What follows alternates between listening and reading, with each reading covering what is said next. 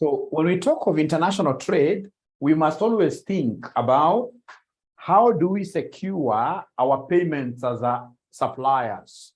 So our suppliers, how do we ensure that the people that we supply these goods to, who are in a different country, how are they going to pay us?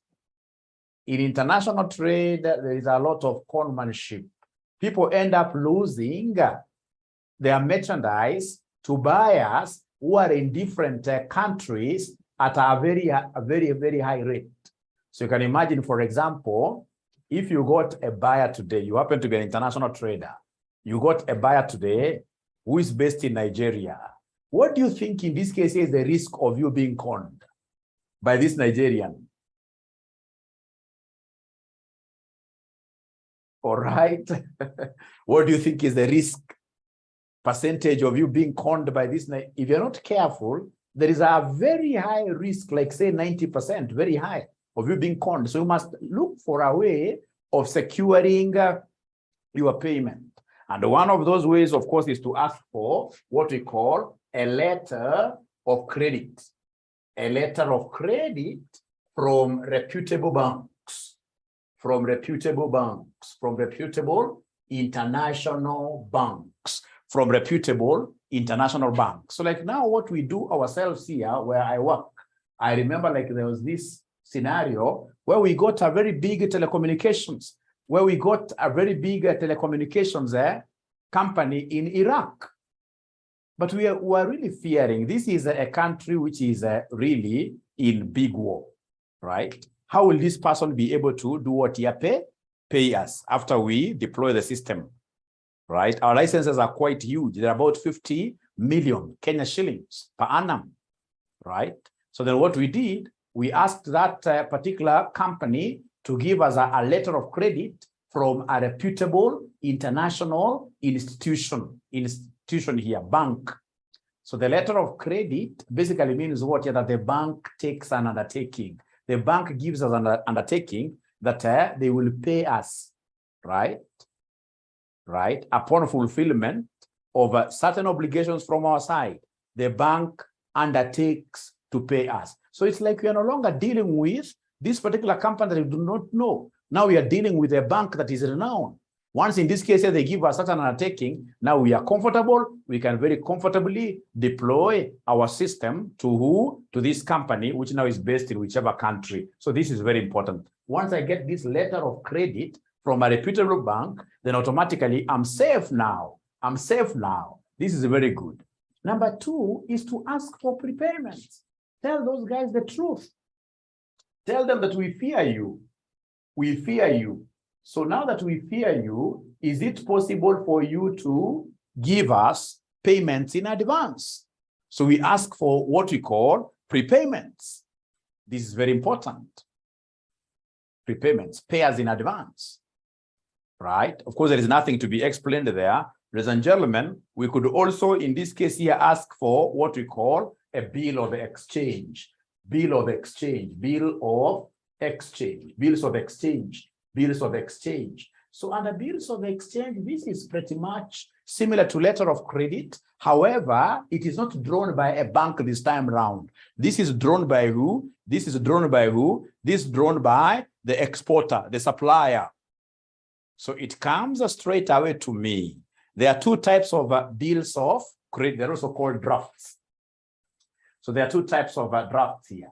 We have number one, what we call the site credit.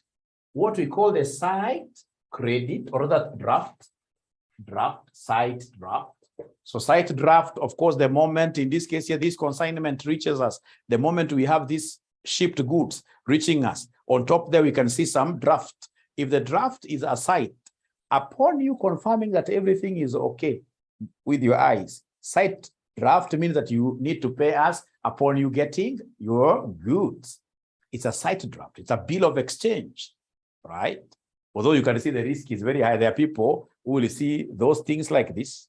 They see the draft like this, and then they fail to honor, right? And then, of course, we have what we call a time draft, depending on the credit arrangement that we have. Depending on the credit arrangement that we have, ladies and gentlemen, we could have a situation where you get your goods, and then we request you, we order you to pay us, say, in 30 days, 2 months. So we call that particular bill of exchange, which is time-based payment, a time draft, a time draft, a time draft, a time draft.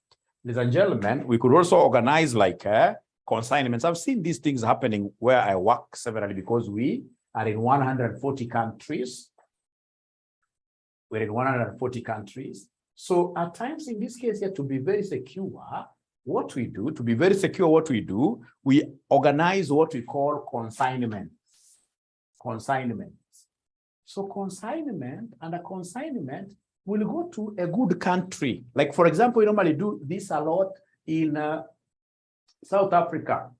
So in South Africa, of course, we have some people who are serious distributors of software products here, software vendors. So then what we shall do, we shall go there and give them our, what do we call them? You know, like how people host softwares in the cloud. We have these physical hosting systems. We provide both physical and OTA, these cloud services. So with these physical hardware devices, so what we shall do, we shall organize with these software vendors. We give them these physical, they're like computers, but very expensive. We give them like, say, 5 of them on a consignment basis. Consignment basis means what? That these particular assets, the ownership does not transfer to anyone else. The ownership remains with who? The seller. The title of these particular goods there remains with the seller. So in this case here, the title still is ours as Arrow. We don't, in this case here, transfer these goods to the vendors, right? They're still ours. So then somebody will ask ourselves here, how do we ensure that at the end of the day, this person, the distributor, does not sell these goods, and then they do what here, and then they disappear with our money? What we shall do, these goods are ours. First of all, the vendors that we deal with, we will vet them. We vet them so seriously. And once we recognize that, of course, they have been there for quite a long time, they've got financial muscle, etc. Now we are organizing with them some kind of a financing deal called consignment, where basically they'll sell and they get a commission out of their sales, right? What we shall do is also to look for an international insurance company. And of course, in this case here, insure these particular goods comprehensively. So should they disappear, so basically we are transferring the risk to the insurance company. You are transferring the risk to the insurance company. So ladies and gentlemen, you may forget about so many things, but please don't forget about letters of credit given by the banks. We have bills of exchange given by what here? The suppliers. We have, in this case here, this kind of what we have called what here? Consignment. Consignment, we were giving away our goods. So those people are basically acting like they are storing those goods on our behalf and selling them on our behalf. Should they sell, of course, we shall be able to give them what here? Some commission. They're serious distributors, some commission. Yes, very important. Now, ladies and gentlemen, of course, then we have what we call the open accounts, especially once we get used to each other. We can have an open account, especially when you are dealing with Muslims. It's like most Muslims are very honest. When they tell them we have an open account, you guys will be paying like after 30 days. Most of them will tend to do what you're to honor. As Christians, at times we are not very honest. True or false? True or false? Debate for another day. Debate for another day. Debate for another day. Debate for another day. Debate for another day. Running an open account with somebody who is in a different country can be what here, can be so risky. Then now, ladies and gentlemen, here we are. We have gotten a business of say 50 million Kenya shillings, an international business of 50 million Kenya shillings, right? So this business that we have gotten, we have this particular buyer who has made a promise. He'll be giving us this 50 million. Right? So in my books, I can even go ahead and give him the goods. I've given him the goods. So in my books, I have a receivable. I have a receivable of 50 million. From who? From, in this case here, Lucy, who in this case here we shall assume is a Tanzanian. Who in this case here we have done business with, and she'll be giving me 50 million Kenya. So, you know, the moment I make this delivery, I'll be cash strapped. I'll be cash constrained. So then one of the ways of, building up my finances back is, for example, to do what we call factoring of receivables. Factoring of receivables is one unique way of now financing. How do you finance international trade? Financing of international trade. Financing of international trade. Financing of international trade. Once you've been able to, in this case here, sell goods on credit to somebody who is outside there, you could go and, number one, do what we call factoring. Factoring of receivables. Factoring of receivables. I've seen this happening. Like I've told you, we're in 150 countries. We are doing big business. And of course, I expect us to be running, of course, low on funds. Right? So then what I'll normally see them doing, these people will go through the balance sheet of the company. They'll be able to identify receivables. Receivables that they sell to a bank. They go and tell the bank, I have this receivable from Lucy, but I would want to factor it out. Factoring means selling. So you sell the receivable to the bank. So in this case here, Lucy will get an email and whatever contract documents that when it comes to paying this particular money, pay this particular money to NCBA Bank, this account by this date. So we factor. So once we have factored, we have sold this particular receipt. Of course, it will not be only for one person. I'm using Lucy here because this is just a simple example. You can't factor only one. You'll factor like even 100 of them. You've sold those receivables. You factored them out. You factored them out. So what the bank will do, the bank will give you, the bank is buying. So if the receivables are receivables of 50 million, the bank will, for the risk it is taking, the bank will give you like 30 million upfront. And then now they wait like that. They wait perhaps at the end of the month. And then Lucy pays.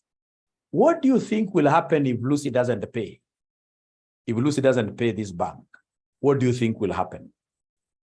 If Lucy doesn't pay the money to the bank, if Lucy in this case here decides to be like Murife and she runs away, what do you think in this case here will happen? What do you think will happen?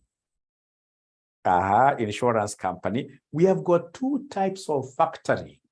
We have a factoring with recourse. Factoring with recourse. Factoring with recourse and factoring without recourse. Without recourse. So without recourse means that if the bank is not able to collect this money from Lucy, they can't come back to me. They go away. They die. They go dying. They go drying.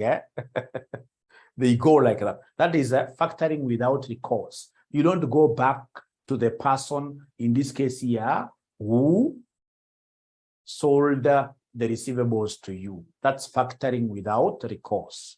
So the bank takes a higher risk. But again, remember, they're also very bright. When they take such kind of a higher risk, it means that the bank's returns must be very high. So the bank can even ask you for a 60% discount because of the risk they're taking. Right?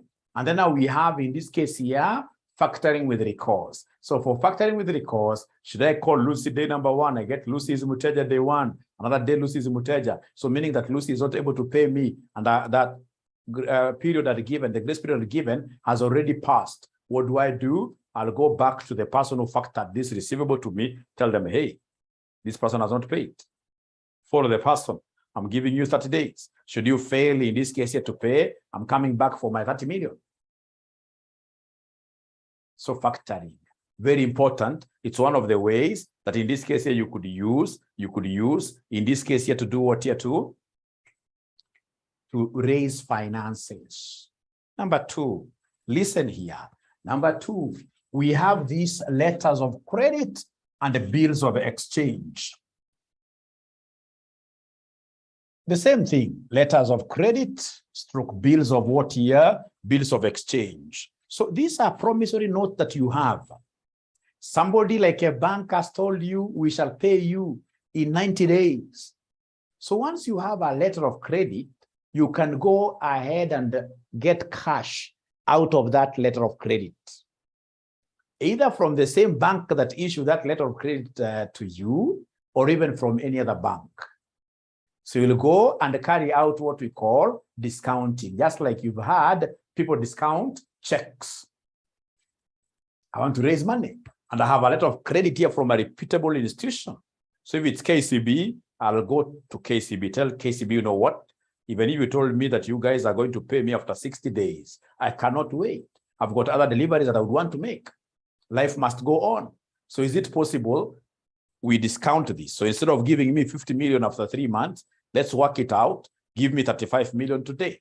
I stand to lose in this case here 15 million in the process because that will be the bank's commission. But at the end of the day, you know, at times you could be cash strapped in a way that even your going concern may be under threat.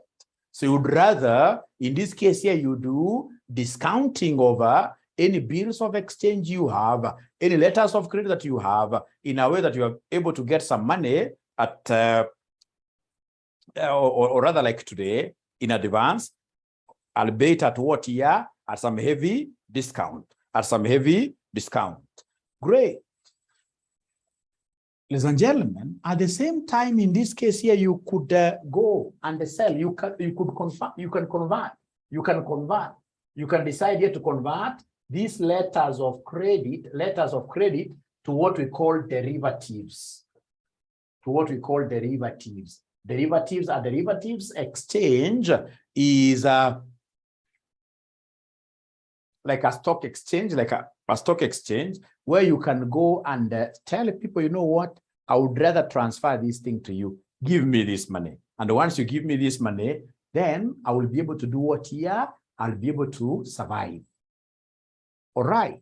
The most important thing that I would want to sell to you here tonight is that in international finance, when we are looking at how do I finance this thing, of course, there are so many ways, like the ones of factoring. Right? You've been given an invoice. If you've been given an invoice, you can also approach your bank, and your bank will be able to give you money against what here that invoice to do what here to do your supplies, of course, upon them carrying out what we call due diligence. So I hope you've been able to take your notes in a high level, in a way that when you go to an exam and then they mention something, you can't really come out of that particular exam, out of doing that exam question with 0 marks. You should be able to have an idea. Now, ladies and gentlemen, listen to me very well. Still under international finance, we have what we call dividend policy, which is a very short area. Dividend policy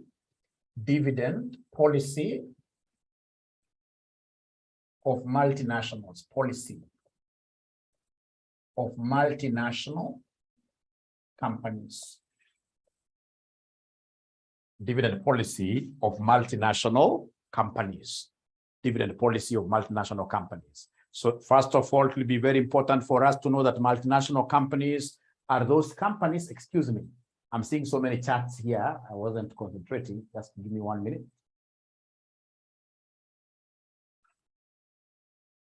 Derivatives, great. And derivatives is actually it's our next topic.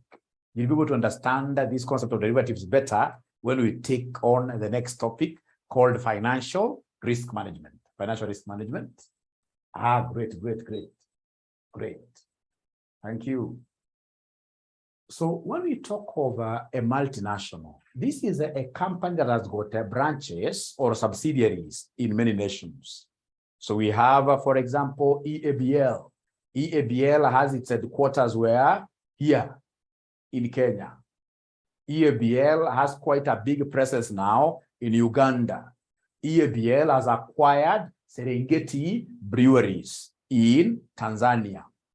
So basically, it has got presence. And remember, if you, for example, you go to some countries like South Africa, even the UK, right? You'll be able to get some brands, especially Tusker, belonging to EABL. So they have got operations in many nations.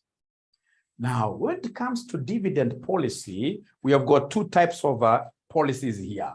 Remember dividends, we are giving dividends to who? To the owners of the business. Those people have got shares, right? So in this case here, you will need a dividend policy, you will need a dividend policy for who? For external shareholders. For external shareholders. For external shareholders. For external shareholders. And then, of course, you'll need a dividend policy here. A dividend policy here. A dividend policy here. For who? A dividend policy here. For a dividend policy here. For parent companies. The subsidiaries must always pay dividends to the owners, called who? Parent companies. Dividend policy for parent companies. Ladies and gentlemen, the most important thing that you're supposed to pick out of this is that dividend policy has to be something that inspires the whole world to look upon your organization positively. There is no way you will ever have dividend policy of a multinational being one that sees the investors losing value, losing funds. We always recommend what we call a stable dividend policy, a stable dividend policy. So we normally recommend here for multinationals, we would want them to give what we call a stable dividend policy, to have a stable dividend. What is a stable dividend policy? When we talk of stable, ladies and gentlemen, basically it's called stable because whatever dividend you're going to be paying, is normally predetermined, can be determined in advance, is predetermined. In most cases, it's straight line. It is straight line. If you look at, for example, the dividend policy of Safaricom, you will see that if, for example, they gave, say, 10 cents in year one, they'll strive to ensure that the bare minimum come to year 2 will be 10. But interestingly, it should be around what year? 11. So like if it's 10% increase, 10%, they really strive to ensure that they follow that, right? So dividend policy should be what here? Should be stable. The external investors here should be able to predict in advance and know what they expect. They don't want excuses. They don't want to be told at the end of the day that, you know what, this is COVID-19 duration. They don't want to hear that. Them in this case here, they made an investment. It is you as a blue chip. Most of these multinational companies are blue chip companies. They are blue chip companies. So these guys would not want to what here? An excuse. Blue chip companies are supposed to shine. And they only get to shine when they are able to pay stable dividends in rather against hostile economic conditions. So you're saying something very important, ladies and gentlemen. Remember, we are using these dividends to signal to the market, to tell the market that, hey, this company is good. Most of these multinational companies, like the one that I work for sure I know, because of rapid expansion, these guys are normally cash strapped. They are all over. That is why they do cross-listing. They are cross-listed in Sweden. They are cross-listed in UK, like now Kenya Airways. It is cross-listed here in Nairobi Stock Exchange. It has also done some cross. Cross means beyond, over and above, beyond your country's territory. So it's also cross-listed in Uganda Stock Exchange because they would want to raise funds. I mean, you know, this is what we call overtrading. They're growing at a speed that they can't sustain. That's the concept of being a multinational, right? Like now KQ, a small entity that has got about 20 aircraft. It wants to flow all over the world. So how does it survive? Through borrowing. And for it to be able to borrow, then they have to be seen to be credible by investors. That is why you get like most of these multinational companies would rather do anything to ensure that their share price is growing, because they would want their shares to be always highly demanded. When the shares of a company are highly demanded, it becomes quite easy for them to raise capital, even if it is in the secondary market.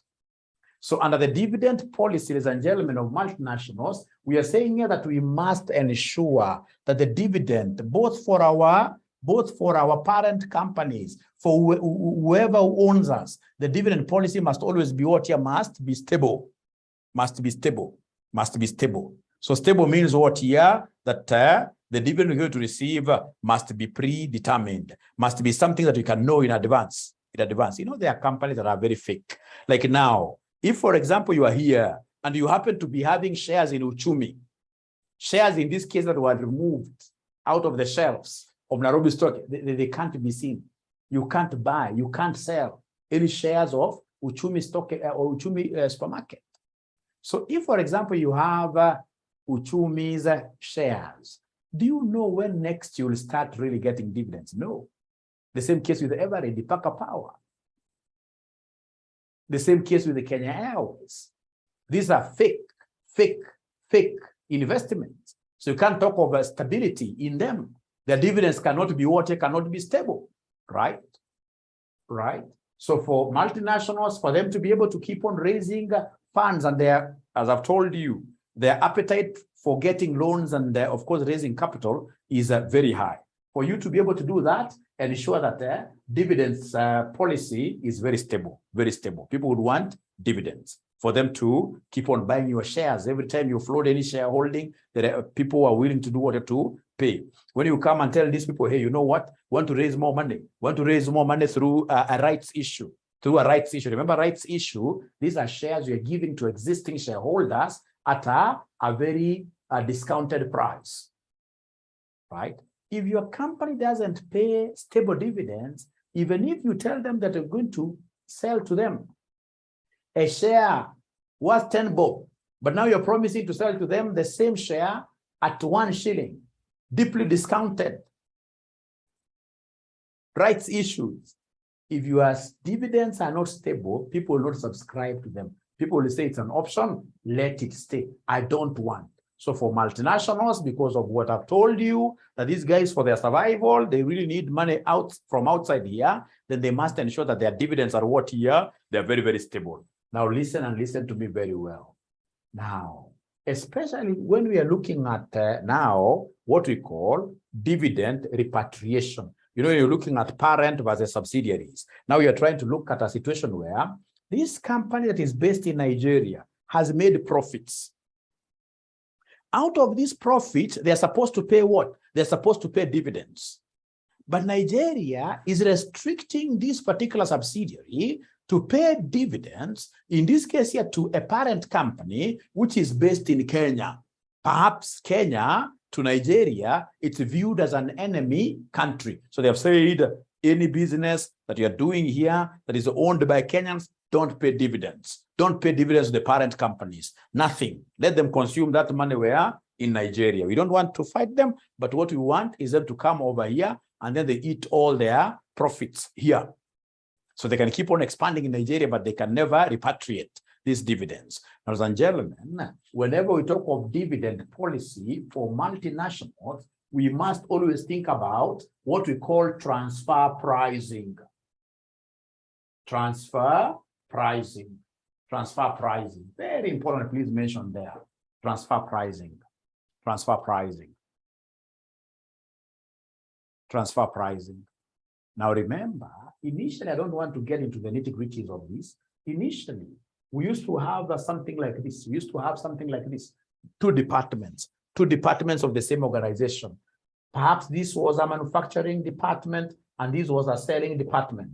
What used to happen, the manufacturing department here could produce, for example, chairs. If it's a chair manufacturing company, they would produce these chairs and then they would, in this case here, transfer all the chairs to the selling department for free.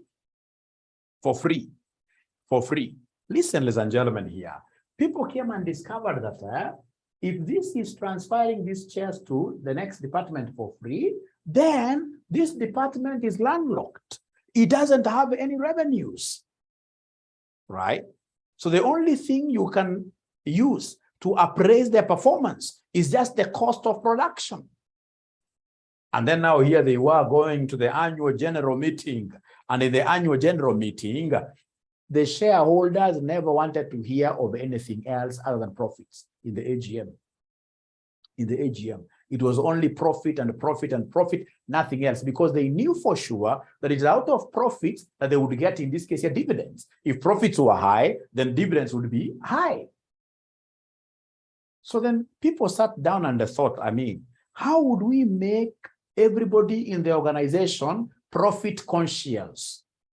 Then they discovered that the only way is to make all departments profit centers. Profit centers. Now, ladies and gentlemen, please listen here. How do we normally get profit of a company? To get profit, we normally take revenues minus cost. To get profit, we normally take revenues minus cost. So they said, for us to be able to have this manufacturing department raising its own revenues, of course, they don't have external customers. So the only way out is to have the selling department paying for the goods it is receiving from the manufacturing, paying. So, ladies and gentlemen, when we talk about a transfer price, this is basically the value of goods that are being transferred from one department to another department of the same organization. That valuation, the value of goods, the price that you pay for internally transferred goods. Goods have been transferred internally, but you're being told here to pay a price. That price that you pay for internal transfers is what we call a transfer price. Now listen, this is very interesting. Why in this case here is transfer pricing very relevant and connected to this very important subtopic that we are studying here today? Now, when we talk of objectives of transfer pricing, what are the objectives of transfer pricing? What are the objectives of transfer pricing? I'll be able to give you several objectives of transfer pricing. Listen here. Objectives of transfer pricing. Objectives of transfer pricing. I'll not give you objectives of transfer pricing in the context of advanced management accounting. I'm looking at the objectives of transfer pricing in the context of AFM, right? Dividends of multinational companies. The first objective then would be, number one here, to minimize global taxes. This means profits shall increase. Profits shall increase. Profits of the multinational, profit of the multinational company shall do what? Here shall increase. And when profits increase, of course, we appreciate the fact that then dividends will go up. Dividends will go up. To minimize global taxes. How do we play around with? How do we play around with this transfer pricing to boost our profits and therefore boosting our dividends? It's very easy. What we shall do, ladies and gentlemen, is to have, and this is something that I'm really hoping for and praying that my God to assist me to achieve this. So we have a college in Kenya here. For us to be able to enjoy, of course, we know that taxes in Kenya are quite heavy, and we know that tax avoidance is not a criminal thing. It's very much allowed. So in this case here, I should be able to, after some time, open, in this case, a management office. I'll say that the entire RCM Online College is being managed from a branch of ours, not a branch, but we have got a management office in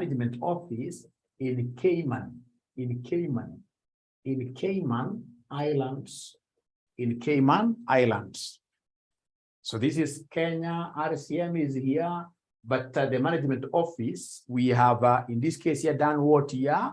We have outsourced this to a company which is in one of these tax havens, like Cayman Islands, like Mauritius, etc., tax havens. Those countries whose rates of tax are zero, if not negative. At times, these guys will tell you, come and have a setup here, tax holiday, 20 years, and for machinery you bring around, we shall be able to give you crazy waivers. They're basically incentivizing you to ensure that you come over here, because they have discovered that the biggest problem that is destroying those countries is unemployment.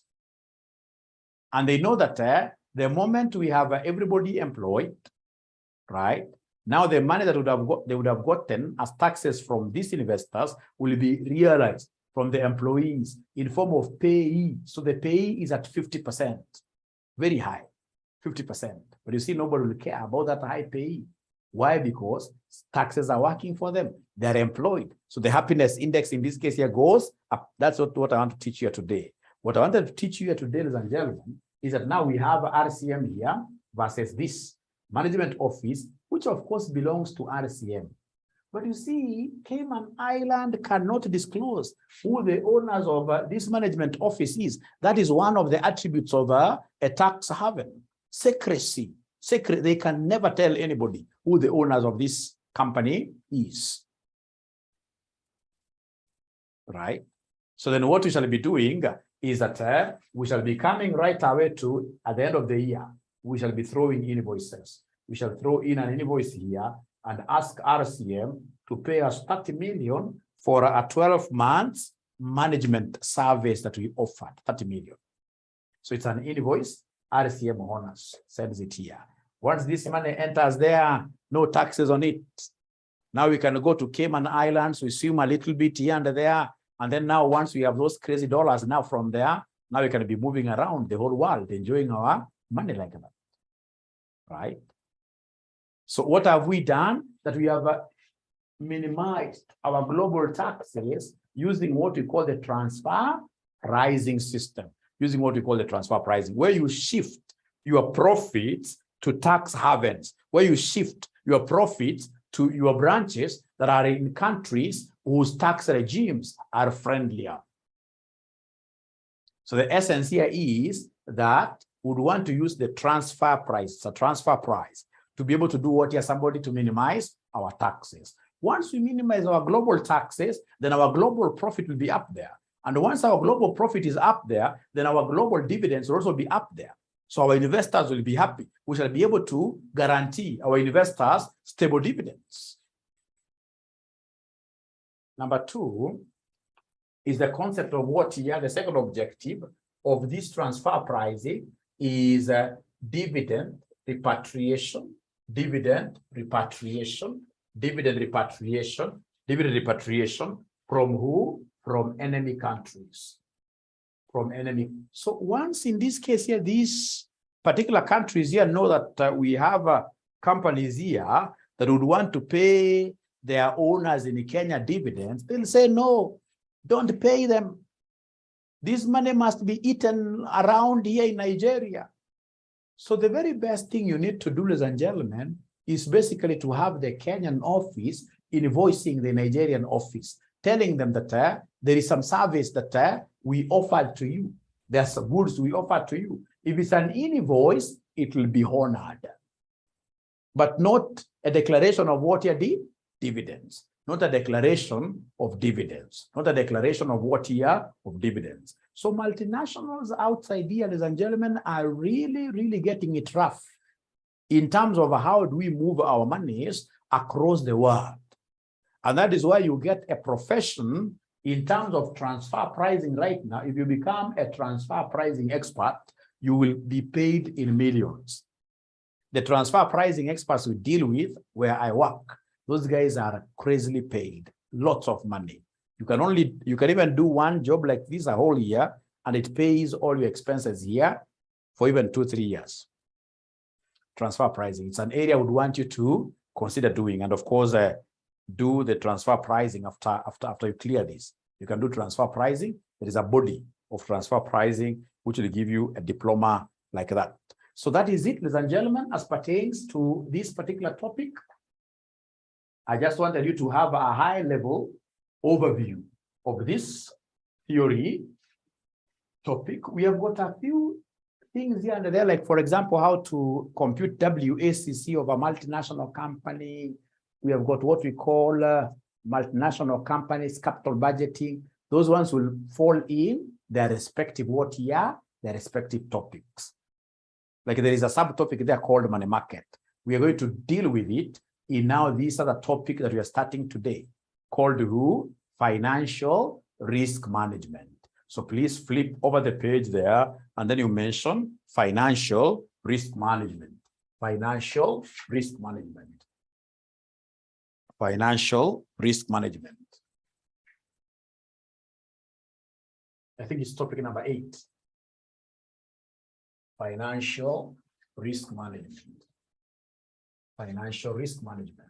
Financial risk management.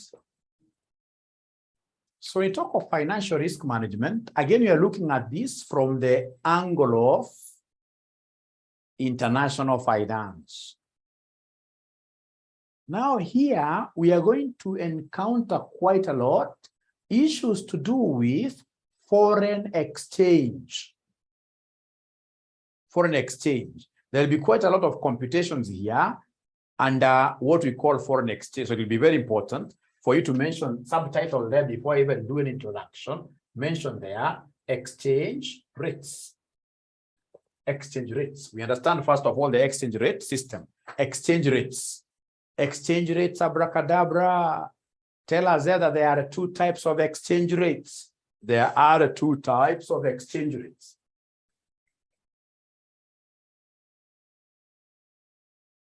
There are 2 types of exchange rates.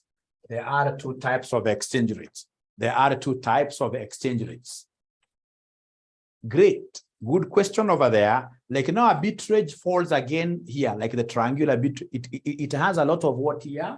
A lot of exchange rates. So if I teach it there, you'll not be able to pick it very well. These topics are very much connected. Actually, in most of the semesters, I've been teaching them as if they are one. Great. So there are 2 types of what